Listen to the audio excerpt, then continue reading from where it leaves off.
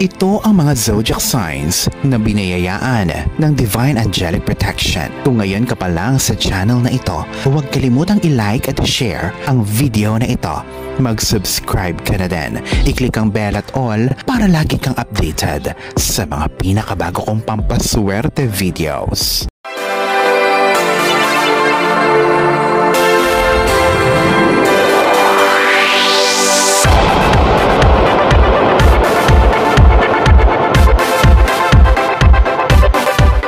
Aries. Ang mga Aries ay adventurous, optimistic at mga pilosopikal na mga tao. Sila ay mas malapit sa angelic protection dahil sa malaking interest nila patungkol sa espiritualidad at pagiging bukas ng isip.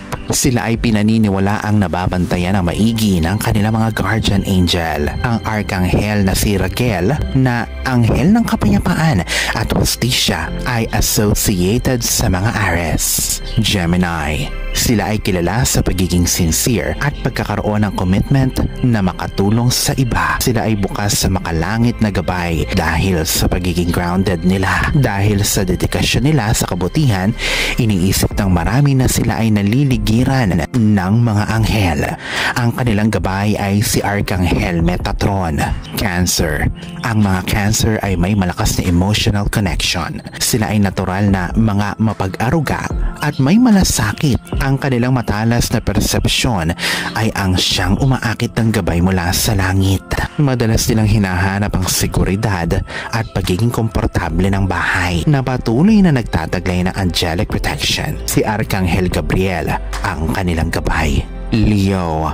Ang angelic protection ay sinasabing nasa panig madalas ng mga Leo dahil sa kumpiyansa nito sa sarili at pagiging mapagbigay. Ang kanilang heart-centered na pagkakawang gawa ay ang siyang naglalabas ng isang spiritual aura na siyang umaakit ng ibang tao at divine assistance. Sila din ay konektado kay Arkanghel Gabriel bilang kanilang gabay. Aquarius. Pinahahalagahan ng mga Aquarius ang pagkakaroon ng hustisya at kabalansihan na siyang umaakit ng heavenly protection para sa kanila. Sila ay madalas na makatamo ng angelic energy at makatanggap ng gabay mula sa mundo ng celestial. Si Arkanghel Jopiel, ang anghel ng kapositibuhan at kagandahan, ay madalas na nauugnay sa mga Aquarius. Pisces. Kilala ang mga Pisces sa kanilang matalas na intuition at malalim na espiritualidad. Sila ay may natural na abilidad upang makipag-usap, makipagtalas-tasan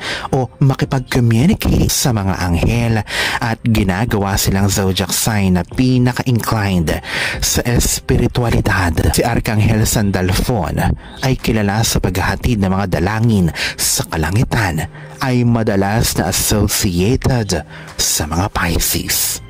Alalahanin na sa poong may kapal pa din, nagmumula ang lahat ng pagpapala, ang kasipagan at ang kabutihan sa ating kapwa kasabay ng buo mong pananalig sa may kapal. Ang siya pa rin na dapat ay manaig. Ang mga ito ay mga gabay lamang. This is Erfidel Rosario. Thank you for watching.